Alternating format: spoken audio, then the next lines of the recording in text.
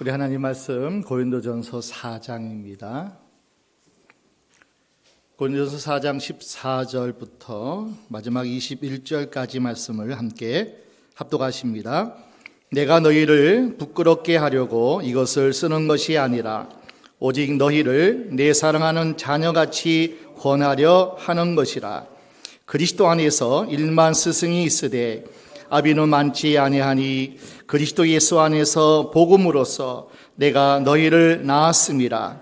그러므로 내가 너희에게 권하노니 너희는 나를 본받는 자 되라. 이를 인하여 내가 주 안에서 내 사랑하고 신실한 아들 디모데를 너희에게 보내었노니 저가 너희로 하여금 그리스도 예수 안에서 나의 행사 곧 내가 각 교회에서 가르치는 것을 생각나게 하리라.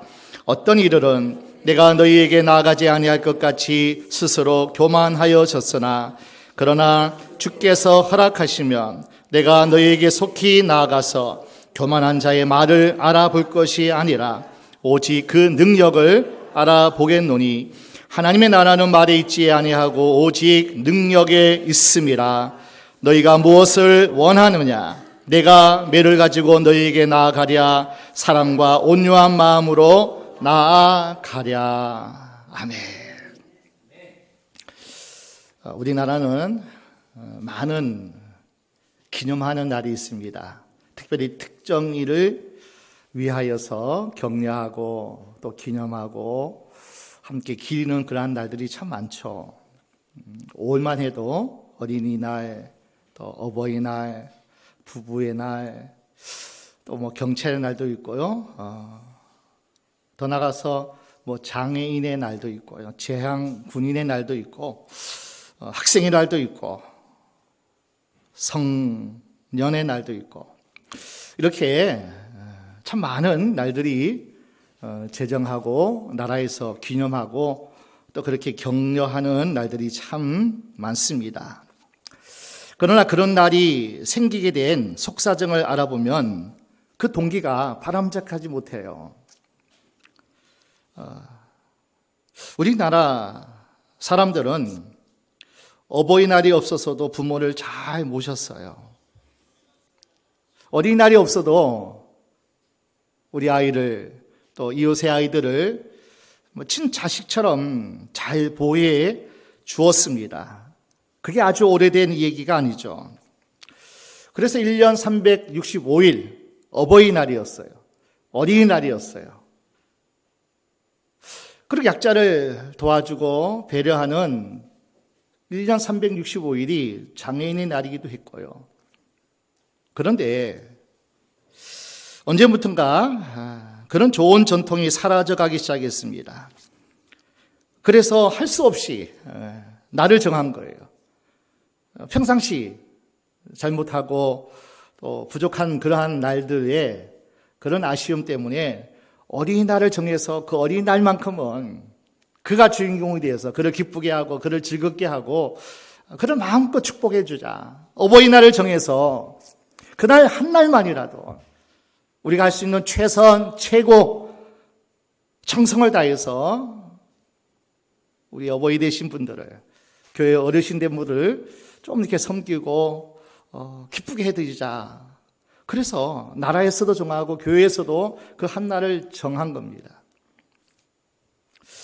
특별히 오늘은 스승의 날인데 1963년에 은사의 날이라 그렇게 행사로 어느 한 기관에서 단체에서 시작됐다는 거예요. 은사의 날. 64년에는 청소년 적십자 단원들에 의해서 제1회 스승의 날이 어느 한 단체에서 그렇게 운영을 했습니다. 그것이 발전되고 이거 기리고 전 국가적으로 온 나라에서 모든 기관에서 그래서 82년도에 5월 15일에 제1회 스승의 날로 기념하기 시작합니다. 그래서 5월 15일은 스승의 날로 국가가 온 나라에서 그렇게 하고 교회는 이 둘째 주일을 또 어버이 주일로 지키고 또 우리 교회 같은 경우는 이제 14일 주일로 또 스승의 주일로 오늘 우리가 지키게 됩니다. 부모는 육신을 낳아준 분이라면은 스승은 사람을 사람되게 가르치고 훈육하고 이끌어주는 그런 어떤 힘이, 그런 가르침이 스승에게 있습니다.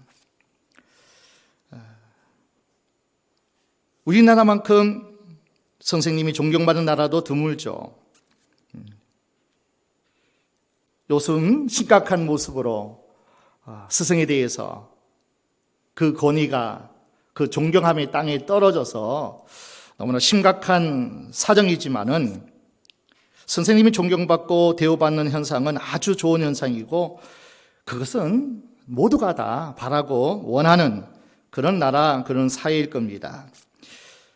스승을 존경하는 인격체가 성숙한 인격의 모습이죠.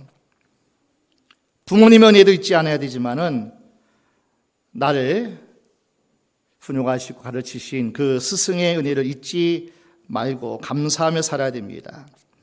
여러분, 선생이라는 것, 먼저 태어난 사람, 그래서 먼저 나보다 먼저 태어나서, 그런데 그러면 나보다 더 많이 알고 더 많이 여러 가지 경험도 갖고 지식도 있기에 나를 이끌어주고 나를 훈육할 수 있는 그런 존재가 선생이라는 존재예요. 부모가 스승이 될 수 있고 학교에서 우리를 가르치고 또 우리를 돕는 그런 분들이 선생, 스승이죠.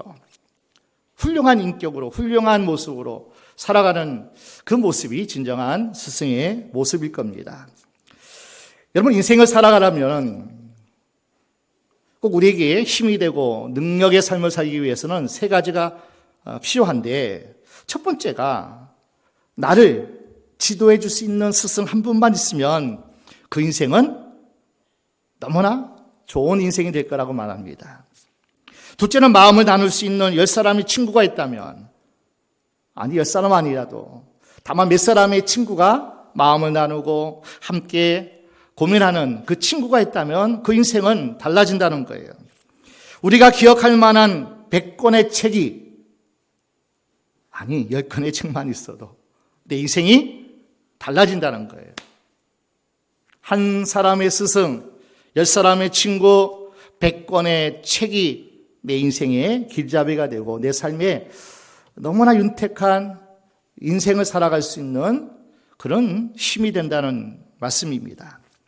자, 오늘 본문은 그리스도인으로서 믿음의 삶을 사는 저와 여러분들이 참 스승의 모습인 걸까? 부모가 될 수 있고 교회학교, 주일학교 선생님 될 수 있고 또 교회의 리더인 목사가 될 수도 있겠죠. 사회의 큰 어른이 될 수도 있겠죠. 특히 교회 안에서, 신앙 안에서, 믿음 안에서 참 그리스도인으로서 참 스승의 모습을 오늘 본문은 바울은 우리에게 가르쳐주고 있습니다. 자, 그 모습은 크게 세 가지로 오늘 주보에 나온 대로 말씀을 함께 나누길 원합니다. 참 스승은 먼저 예수님께서 우리에게 다 보여주신 최고의 스승의 모습이지만은, 자, 바울도 똑같이 예수님을 본받아서 아버지의 심정으로 아버지의 훈계를 하고 있다는 거예요. 좀 어머니는 따뜻하고 품어주는 그런 모성애가 있는 반면에 아버지는 엄한 모습, 훈육하고 좀 잘못했을 때는 야단치고 매를 들 수 있는 그 아버지의 엄한 그 가정이 세워지면요, 그 가정은 잘 될 수 있어요. 자, 오늘 본문에 바울은 아버지의 훈계가 있다는 거예요. 오늘 고린도 교회를 향한 편지입니다. 고린도 교회에 속한 모든 성도에게 참 스승의 모습은 아버지의 마음으로, 아버지의 사랑으로, 아버지의 그 감정으로 사랑하는 성도들을, 교회를 돌아보고 또 그들을 축복했다는 거예요. 여러분, 남의 잘못을 지적하기는 쉬워요. 그러나 사랑이 없는 책망은 효력이 별로 없습니다. 그런데 사도 바울이 교인들을 책망한 것은 아주 엄한 책망이에요. 우리 예수님도 화 있을진저 독사의 새끼들아, 뭐 이렇게 엄하게 정신 차리라. 독사의 새끼로 살면 멸망한다. 왜 외식하느냐? 사람을 보고 사람을 인정받으려는 그 욕구를 벗어버려라. 하나님에게 보이고 하나님 앞에 정직하고 진심으로 살아가라. 예수님도 엄하게 책망할 때는 책망했죠.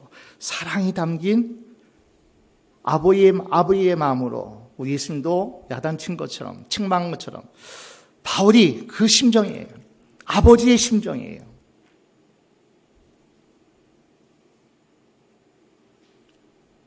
앞서 바울은 고린도 교회의 성도를 향해서 마치 여러분 콜로세움이라는 그 격투장이 있잖아요. 사자와 싸우게 만들고 강한 자와 싸워서 많은 약한 자들이 특히 그리스도인들이 처참하게 콜로세움이라는 경장에서 죽어갔잖아요. 굶주린 사자와 싸우게 만들고. 그런데 바울이 이렇게 얘기하는 겁니다. 자, 우리 고전 바로 전에입니다. 4장 8절 말씀 볼까요? 4장 8절에 너희가 이미 배부르며 이미 부요하며 우리 없이 왕 노릇하였도다. 우리가 너희와 함께 왕 노릇하기 위하여 참으로 너희의 왕 노릇하기를 원하노라. 진짜 왕 노릇해야 되는데 노마의 황제와 같이 콜로세움에 좌석에 앉아서 구경꾼처럼 너희가 마음이 왜 이렇게 부요했냐? 왜 세상과 짝하느냐? 세상의 모습과 똑같이 약한 자를 긍휼한 마음이 없이 비난하고 정죄하고 판단하고 너희가 왜 왕 노릇하느냐? 너희가 왕이냐? 너희가 로마인이냐?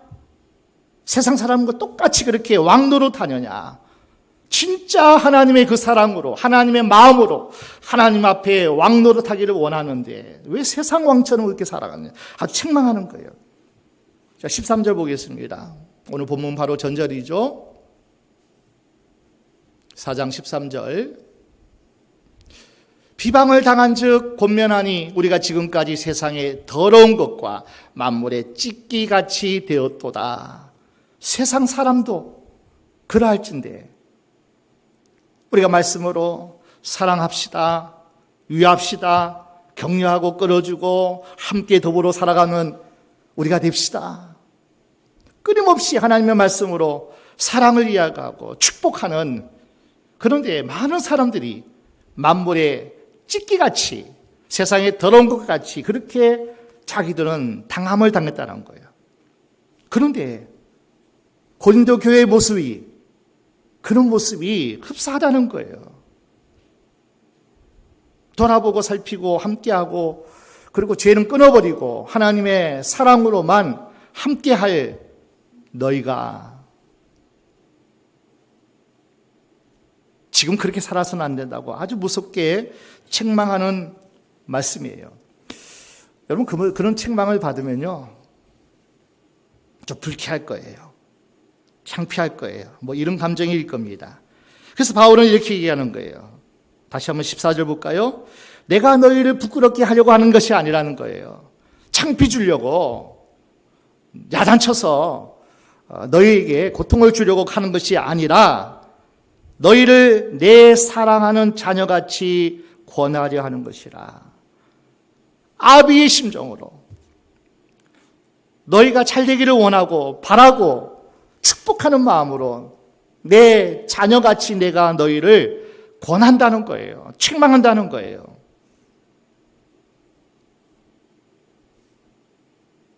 단순한 너희의 후견인, 단순한 너희의 훈육하는 세상 말로 그런 교사가 아니라는 거예요. 자, 15절 다시 볼까요? 그리스도 안에서 일만 스승이 있으되 아비는 많지 아니하니 그리스도 예수 안에서 복음으로써 내가 너희를 낳았음이라. 일만 스승이 뭡니까? 스승이 많다는 얘기잖아요. 그러니까 우리 주위에는 모든 이가 다 스승이에요. 세상을 봐도 야, 저러면 안 되겠구나. 그가 우리의 스승이에요. 야, 저건 참 본받을 만하다. 그가 우리의 스승이에요. 교회 안에도 마찬가지예요. 각자의 모습으로 각자의 삶을 살아가지만 교회 안에서 믿음으로 생활하는 그런 신앙생활을 하고 있지만은 다 우리의 스승이라니까. 그렇게 저렇게 믿음의 삶을 살 때 하나님이 복 주시는구나. 좋지 않은 모습 보면 어떻게 해야 돼요? 스승으로 삼아야죠. 야, 저거 나도 저런 모습이 있는데 저러면 안 되겠구나. 많은 스승이 교회 안에도 있어요. 일만 스승이 있나니 많은 스승이 우리 교회에 다가 모두가 다 스승이에요, 여러분. 스승이 많다는 거죠. 특별히 헬라 사회에서 전적으로 아이를 돌봐주는 사람이 있습니다. 후견인이라 그러죠. 아이들의 옷을 입히고 음식을 먹이고 행동을 돌봐주고 학교를 데리고 다니는 일을 담당하는 일, 이런 일은 주로 노예들이 담당했습니다.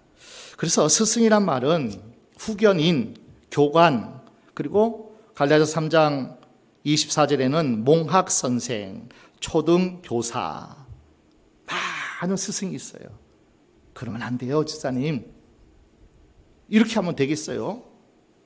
막 그렇게 좀 가르치고 훈육하는 몽학 선생들이 참 많죠, 교회 안에는. 아무튼 교회 안에는 많은 지도자들이 있습니다.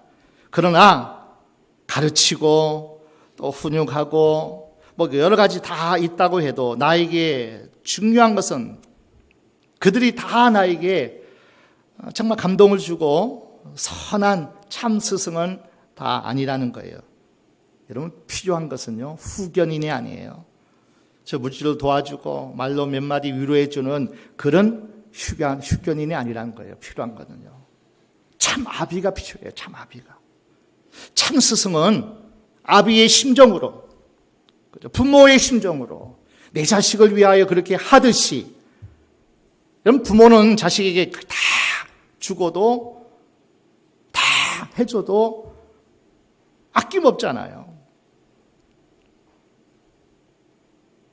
아비의 심정으로 스승이 되기를 바울이 그렇게 권하고 있는 거예요. 후견인 말고 많은 스승이 있지만은, 가르친다고 하지만은 부모와 같이 자신은 너희를 나는 그렇게 돌보는 자로 생각했다는 거예요. 여러분, 우리에게 필요한 신앙의 지도자는 유명인사가 아닙니다. 정말 우리를 사랑하고 위하고 마음을 다해서 함께하는 아버지, 어버이, 부모가 필요하다는 거예요. 여러분, 후견인과 아버지는 아주 다릅니다. 후견인은 여차하면 떠나요. 안 보면 끝입니다. 그러나 아비는 달라요. 잘나도 자식이고 못나도 자식이고, 안타까운, 잘 되기를 원하고, 그러면 안 되는데 안타까운 마음이 아비의 심정이에요. 바울의 심정이 고린도 교회를 향한, 성도를 향한 그 마음이 절절하게 아비의 마음으로 책망하는 거예요. 그러니 책망해도 삐딱하게 탈선하는 그런 어떤 기찻길에 궤도에 빗나가는 어긋나는 이도 분명히 없지 않아 있겠지만은, 그러나 마음을 다하고 진심으로 대할 때 그들이 감동하는 거예요. 심하게 아비로서 책망합니다. 책망은 스승으로서, 아비로서 아비의 심정이 있다면 당연히 해야 돼요. 성경은 아주 엄하게 사랑하는 자녀를 위해서 채찍을 들라까지 얘기해요. 그래야 음부에서 그를 구원할 수 있다는 거예요. 그런데 어떻게 해야 돼요? 다 주 안에서 해요. 주 안에서. 엄하게 채찍을 들 때는 들어야 돼요. 아비의 심정으로, 주 안에서. 내 감정 말고요. 내 상처 때문에 말고요. 아버지가 우리를 사랑하는 같이 너희도 그 마음을 가지고 그 아비의 심정으로 엄하게, 그가 크기 전에 잠언 13장 24절 함께 볼까요? 초다를 참아 못하는 자는 그 자식을 미워함이라. 자식을 사랑하는 자는 근실히 징계하느리라. 감정을 싣고 때리면 어긋나죠. 빗나가죠. 삐뚤어지죠. 정말 사랑의 마음으로, 하나님 주시는 그 사랑의 마음으로 잘못했을 때는 엄하게. 성경 구절 더 볼까요? 잠언 23장 14절입니다. 그를 채찍으로 때리면 그 영혼을 음부에서 구원하리라. 채찍이란 꼭 매를 든다는 게 아니잖아요. 엄하게. 엘리 제사장이 홈리와 비느하스가 잘못했을 때 야단쳐야죠. 하나님의 성전에서 그 죄악이 어찐 일이뇨. 몽둥이를 쳐서라도, 예수님이 상을 엎어서라도 그렇게 화를 내시고 분하셨던 것처럼 자식이 제사, 제물에 손을 대면 엄하게 때려야죠. 야단쳐야죠. 성전에서 여인을 음욕하는 그런 자식을 그냥 내버려서는 안 되죠. 다윗도 실패한 부분이 그거예요. 자식을 사랑하되 엄하게 야단치지 못하더라고요. 형제끼리 미워하고 살육이 일어나고 범하고 호되게 야단쳐야죠. 엄하게 채찍을 들어서라도 할 수 있는 힘을 가지고 그들을 바로 잡을 수 있는 주 안에서 그렇지 못해가지고 자식끼리 서로 죽이고 말할 수 없는 가정에 비극이 일어났어요. 초다를 든다, 채찍을 든다는 것은 아비의 마음으로, 사랑의 마음으로 그들을 훈육하고 바로 세우고 하나님의 길을 떠났다면 야단쳐야죠. 그 영혼을 음부에서 구원해야죠. 책망의 요건은 사랑입니다. 여러분, 사랑하지 않고는 책망하지도 마세요. 사랑하지 않고 매를 들면은 다 죽어요. 가정이 다 죽어요. 세상에 왜 범죄자가 많습니까? 시비를 가려주고 내 원한을 풀어줄 수 없는 사람이 없었을까요? 재판관도 있어요. 변호사도 있어요. 검사도 있어요. 얼마든지 내 억울함을 그들은 다 풀어줄 수 있고 얼마든지 내가 그들의 도움을 받을 수 있는 제도가 되어 있습니다. 애정이 있는 훈계자들이 없기 때문이에요. 바울의 훌륭한 아비의 심정으로 돌아보고 살펴주고 이끌어주는 그 한 사람의 스승이 없어가지고 다 탈선하는 거예요. 잘못된 거예요. 참 스승, 아버지의 훈계, 우리에게도 있어야 될 줄로 믿습니다. 두 번째 주제입니다.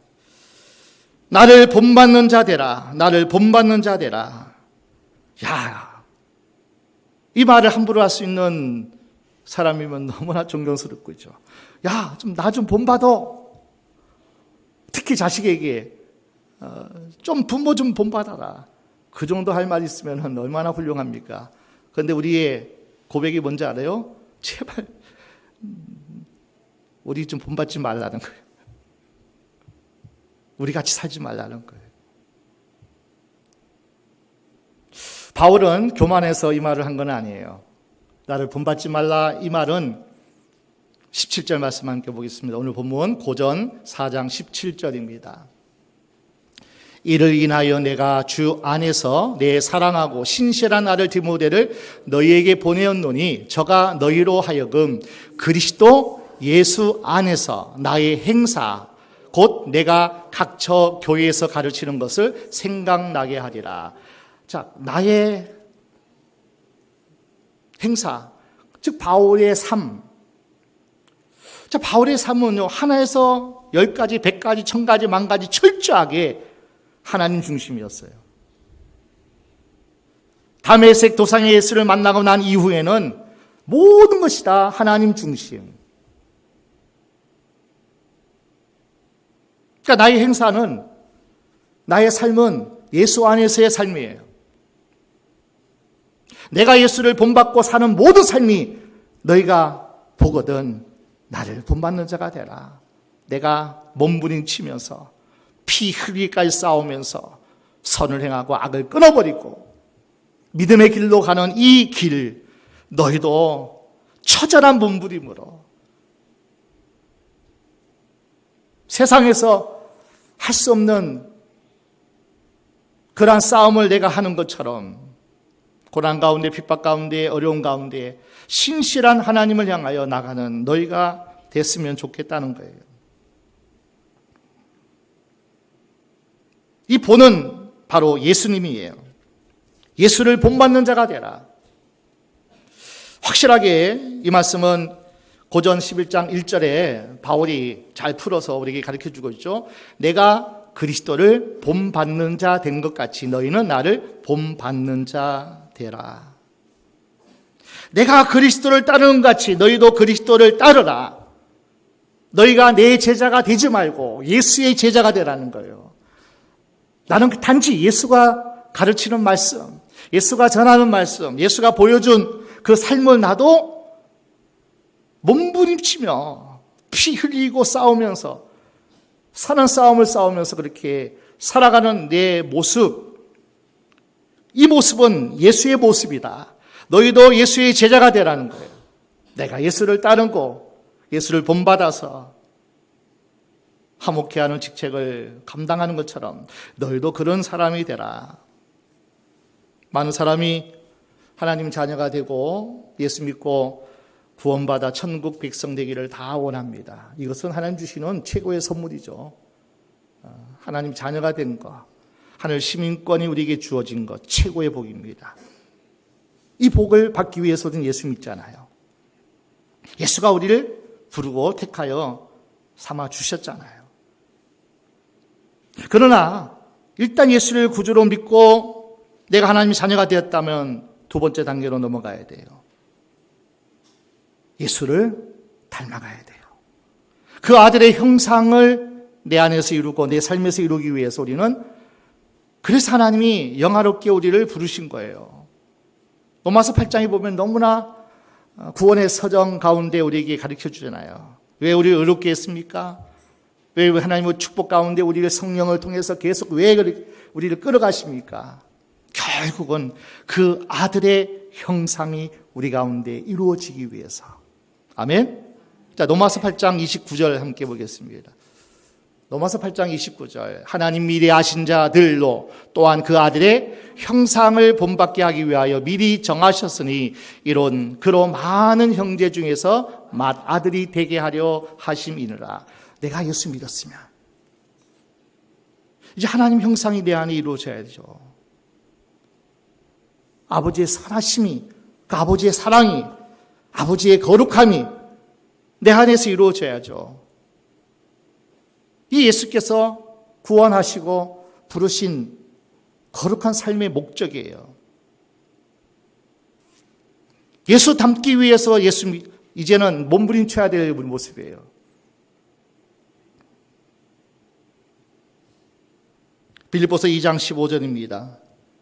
빌립보서 2장 15절. 이는 너희가 흠이 없고 순전하여 어그러지고 거스리는 세대 가운데서 하나님의 흠없는 자녀로 세상에서 그들 가운데 빛들로 나타내며, 맏아들로 축복의 통로가 되어지는 것도 중요하고요.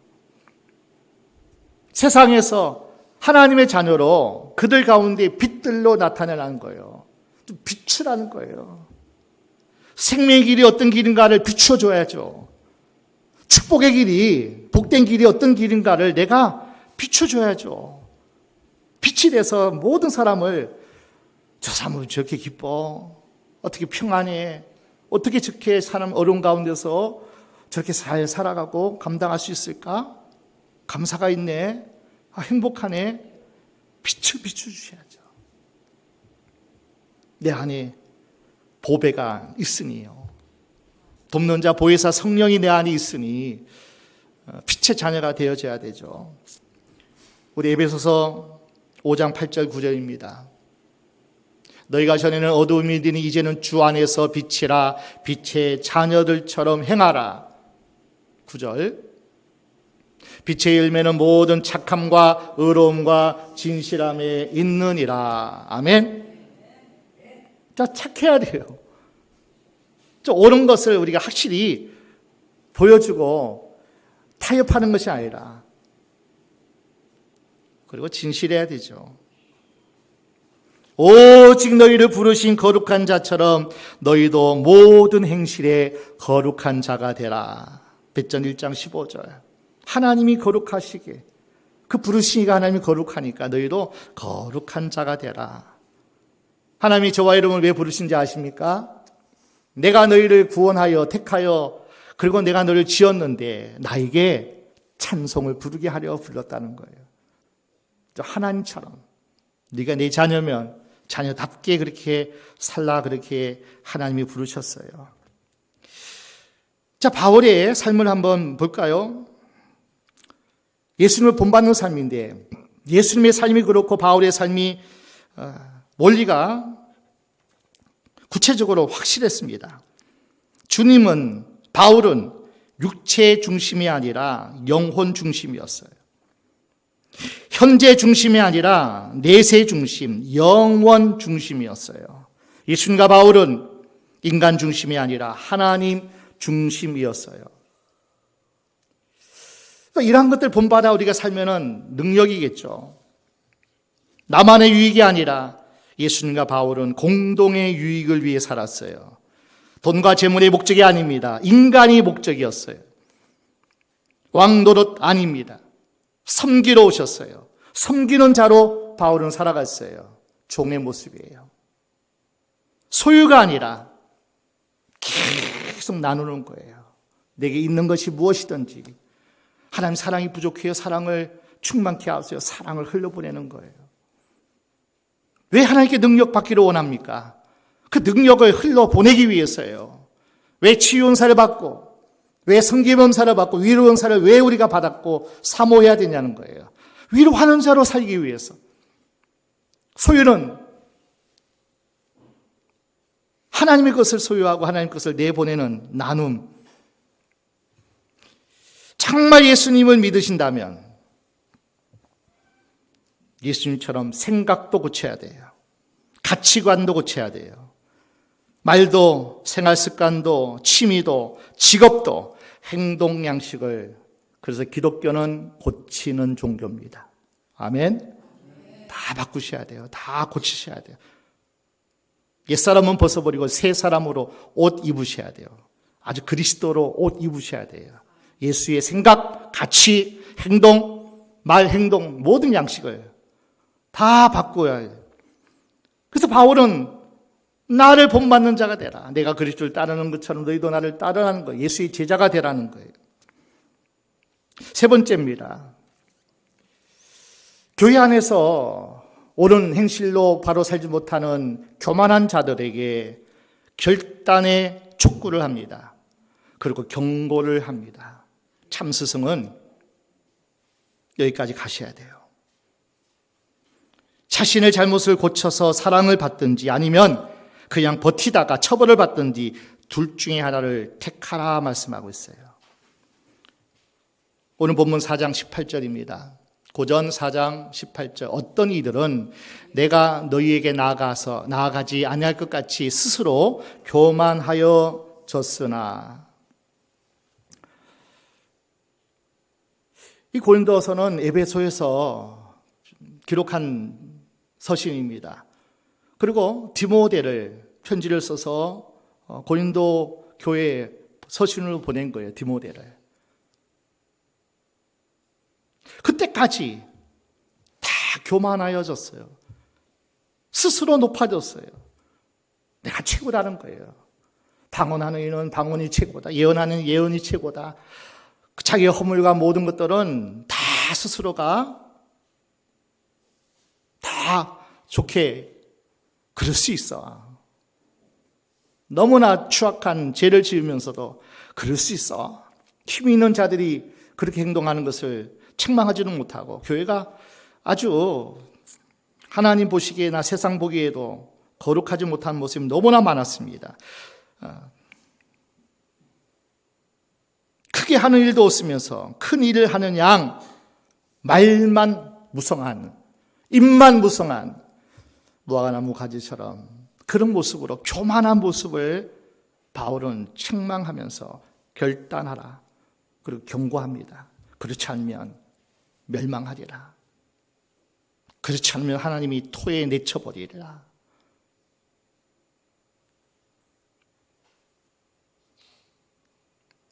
바울이 고린도 교회에서 목회를 한 지가 약 18개월 머물고 교회를 세웠어요. 다른 지역에 복음을 전하는 것이 3주도 했고 며칠 있다가 떠나는 그런 지역이 많지만은 고린도는요 18개월 오랜 시간 동안 정말 이방인들을 개종해서 음란의 도시잖아요. 고린도 항구가 있고요. 그리고 무역이 많아서 부한 도시예요. 그러니까 돈이 많죠. 그러니까 음란하고 세상 타락한 문화가 너무나 팽배한 곳이 고린도시예요. 그 교회, 그 지역에 교회가 세워졌으니 그것을 끊어버리고 그것을 고치고 예수 믿고 새로워진다는 것은 너무 힘들었어요. 그러니까 바울이 개혁자가 된 거예요. 음란하면 안 된다. 십계명도 있잖아요. 내 이웃의 아내나 모든 소유를 탐내지 마라. 근데 음란한 거예요. 이게 너무나 자연스러운 현상이었어요.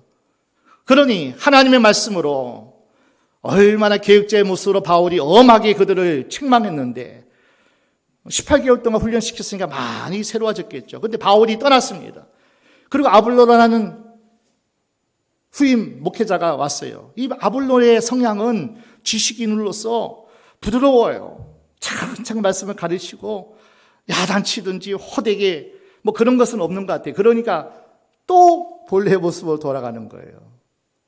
아는데 우리 철회합시다. 우리 또 40을 작정합시다. 막 이렇게 강하게 바울이 안 되면은 그렇게 막 훈련시키고 그렇게 이끌어갔던 바울의 모습과는 달리 아볼로는 좀 유한 목회를 한 것 같아요. 그러니까 바울이 내가 떠났다고 함부로 살면 안 된다라고 말씀하는 거예요.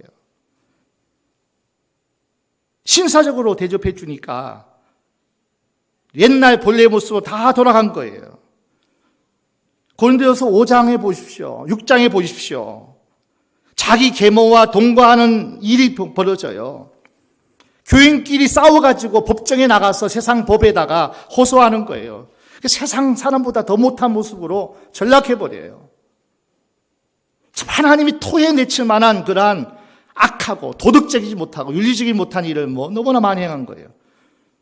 내가 떠났다고, 내가 엄하게 너희를 다루었는데 내가 떠났다고 그렇게 함부로 살면 되냐? 엄하게. 누가 지도자가 됐든지 긴장 풀지 말라는 거예요. 사단이 사자와 같이 삼치자를 찾는데 왜 옛날 모습으로 살아가서 가정이 깨어지고 세상 사람과 구별된 하나님의 형상이 다 없어지고 만 거예요. 그래서 강한 감독자 내가 떠나도 함부로 살지 말라 엄하게 책망하는 거예요. 두 번째가 뭡니까? 말로만의 신앙이 아닌 능력 있는 신앙이 되라. 너무나 말을 잘해서 고린도 성도들은요. 너무나 말이 많았어요. 하나님의 나라는 말에 있지 않다는 거예요. 내가 이렇게 됐다고 세상에서 우습게 봐요, 여러분. 능력이 있어요, 능력이. 아멘? 하나님의 나라는요, 우리가 평안할지어다, 평안할지어다. 평안 안 와요. 말로 사랑하라, 뭐 하라. 그렇게 축복이 안 가요, 여러분. 하나님의 나라는 말에 있지 않아요. 하나님의 능력이 내 능력이 되어서 하나님 주신 권세 가지고 축복할 때 축복이 이루어지는 거예요. 사탄이 물러가라 명할 때 사탄이 벌벌 떨며 떠나가는 거지, 예수도 없고 성령의 권능도 능력도 없는데 벌벌 떨까요? 도리어 뭐요? 달려들어요, 미친 자들이. 19절 20절 보겠습니다. 그러나 주께서 허락하시면 내가 너에게 속해 나아가서 교만한 자의 말을 알아볼 것이 아니라 오직 그 능력을 알아보겠노니 하나님의 나라는 말에 있지 아니하고 오직 능력에 있음이라. 심령 천국, 교회 천국, 가정 천국, 생활 천국, 이 하나님 나라의 천국, 내세의 천국을 얘기하는 게 아니에요. 예수 믿으면 내세의 천국 가요. 그러나 이 땅에서 심령 천국이 일어나는 거예요. 평안이 정말 있냐는 거예요. 화목하게 하는 직책을 감당하고 있냐는 거예요. 천국 시민다운 가치관으로 인생관을 살아가고 있냐는 거예요. 하나님의 자녀로서 인격을 갖추고, 그리고 공동체 생활을 하고 있는지, 위하고 더불어서 격려하는지, 거룩해졌는지, 지금 천국 생활을 하고 있는지, 하나님 나라는 말에 있지 않아요. 생각에 있지 않아요. 기도할 때 성령이 임하시고 그 성령의 능력으로 권능이 임할 때 살아가는 거예요. 그렇게 되는 거예요. 신앙은 내 생활을 위한 것이 아닙니다. 오늘 내 삶을 바로하고 내 삶의 천국을 이루는 거예요. 세상에 사람들은 말만 그럴싸하게 합니다. 실제로는 지옥 생활을 하고 있는 이들이 많지만은 교회 안에도 그렇다는 거예요. 왜 이렇게 불안합니까? 왜 이렇게 초조합니까? 왜 이렇게 두려워하십니까? 질병 앞에, 죽음 앞에 두려워 떠는 자 하나님 나라 이루지 못하는 거예요. 약한 자 돌아볼 수 있는 거, 사랑할 수 있는 거, 긍휼의 마음 갖는 거 있는 거 내가 할 수 없어요. 하나님의 능력이 임하면 될 줄로 믿습니다. 셋째로 결단 선택입니다. 21절 함께 볼까요? 너희가 무엇을 원하느냐? 내가 매를 가지고 너희에게 나아가랴. 사랑과 온유한 마음으로 나아가랴. 회개하고 하나님께 은혜를 받고 다시 한번 회복하고 사랑을 받든지 축복을 받든지, 그냥 버티다가 그냥 악합으로 살다가 처벌을 받든지 양단간에 선택하라. 심판도 축복도 자업자득이에요. 우리가 하기 나름이에요. 이 말은 무슨 말인지 아세요? 너 하기에 너 신세에 딸려 있다는 거예요. 너 신세 알아서 하라고. 무슨 말이죠 이거는. 우리가 어떻게 살아가고 어떻게 하느냐에 따라서 주어지는 책망이 있고 처벌이 있을 거예요. 기독교는 고치는 종교입니다. 어떤 잘못을 저질렀어도 고치면 여러분 용서받고 축복받습니다. 70번씩 7번이라도 회개하면 하나님은 용서하셔요. 그것이 하나님의 마음이고 십자가 정신입니다. 무엇이든지 용서할 수 있어요. 회개하면. 하나님 고쳐주세요. 하나님 잘못했어요. 고쳐야 되죠. 변해야 되죠. 기독교를 모르는 사람들은 지옥 없는 천국, 심판 없는 용서만 주장해요. 하나님은 사랑이시라며요. 이거 용서 안 하세요. 왜? 정말 하나님은 몰라요. 사랑 그러시면서 왜 이런 어려움이, 이런 힘듦이 찾아오냐고 그래요. 성경 분명히 말씀합니다. 시편 7편입니다. 11절 13절 시편 7편에 하나님은 의로우신 재판장이시며 매일 분노하시는 하나님이시로다. 사람이 회개치 아니하면 저가 그 칼을 가르시며 그 활을 이미 당기어 예비하셨도다. 죽일 기계를 또한 예비하시며 그 만든 살은 화전이로다. 여러분, 하나님은 공의 하나님이에요. 재판관이셔요. 끊임없이 기다리시고 끊임없이 회개를 촉구하지만은 그러나 그 회개하지 아니하고 바꾸고 새로운 삶을 살지 않으면 여전히 지옥 같은 삶을 살 수밖에 없어요. 하나님이 그냥 어떻게 할 수가 없는 거예요. 고치셔야 돼요. 우리의 말도, 우리의 생각도, 우리의 언행심사 모두를 다 바꾸고 바꾸시셔야 돼요. 그런데 하나님은 얼마든지 새롭게 할 수 있는 그 은혜와 능력이 하나님께 있어요. 얼마든지, 무엇이든지. 그 때문에 예수가 십자가에 못 박히신 거예요. 나의 저주를 다 담당하신 거예요. 언제나 하나님 앞에 코람데오예요. 코람데오. 언제나 하나님 앞에만 있으면 돼요.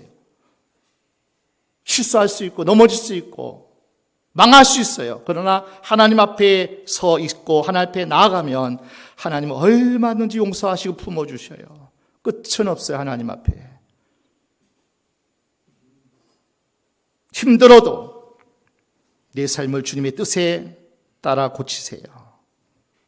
잘못 고치면 좋아요. 나도 좋고 식구도 좋고 모두가 다 좋아요. 하나님께 사랑받으니까 복이죠. 세상에서 가장 용기 있는 사람은 고칠 줄 아는 능력의 사람이에요. 위대한 능력은 뭐냐? 자기를 하나님 말씀에 비춰보고 안 되니까 기도해서 하나하나 상처 치유하고 고치고 새로워지고, 그래서 거룩한 삶을 통해서 가정 구원해야 돼요. 오늘 스승의 주일입니다. 바울의 아버지의 훈계, 예수 그리스도를 본받는 그 모습 속에서, 그래서 앞모습 보고 나를 존경하지 않아요. 뒷모습 보고 나를 존경하는 거예요. 나를 따르고 믿고 함께 할 수 있는 거예요. 그리고 항상 우리는 결단의 시간이 우리에게 필요합니다. 바울은 엄하게 여호수아가 나와 내 집은 여호와를 택할 텐데 너희도 택하라는 거예요. 오늘 그 결단과 그 촉구가 오늘 우리에게도 있어서 참 스승이신 예수님이 그렇게 바울을 변화시키고 새로워지게 했다면, 오늘 바울의 말씀을 통해서 우리가 다시 한번 우리 교회를 향한, 우리 모두를 향한 이 외침과 선포 속에서 참 스승의 모습이 가정 안에서 여러분이 스승 되기를 축복합니다. 어느 곳에든지 여러분 스승이 되셔서 참 스승 예수님, 그리고 그 예수님을 본받는 바울처럼 여러분도 영향력, 선한 영향력의 주인공 다 되시기를 주의 이름으로 축원합니다. 축원합니다.